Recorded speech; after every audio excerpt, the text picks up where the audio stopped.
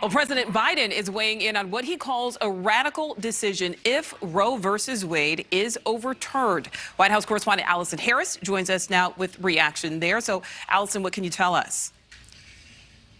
Nichole, President Biden is concerned about the domino effect here. Not only does the president say that he's greatly concerned now about the likelihood that the Supreme Court will vote to overturn Roe v. Wade, he is concerned about what comes next, what the court will do next, and how much further it will go, and whether the precedent that being ignored in this case could lead to other rights being overturned. We're going to, after 50 years, decide a woman does not have a right to choose. If what is written is what remains, it goes far beyond the concern of whether or not there is the right to choose. It goes to other basic rights, the right to marry, the right to determine a whole range of things.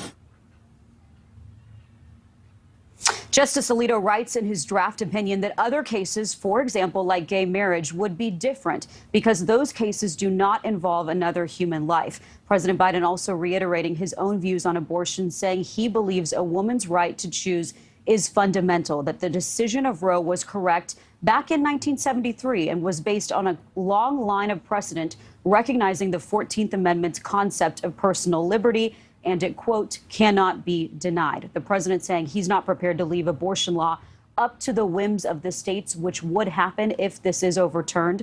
President Biden making this call to action in a statement that reads in part, if the court does overturn Roe, it will fall on our nation's elected officials at all levels of government to protect a woman's right to choose. At the federal level, we will need more pro-choice senators and a pro-choice majority in the House to adopt legislation that codifies Roe, which I will work to pass and sign into law. Now, right now, Nichole, the Senate does not have enough votes to be able to pass legislation to solidify and protect the right to an abortion at the federal level. And the president has not weighed in today on whether he would support getting rid of the filibuster to be able to sign that kind of legislation into law.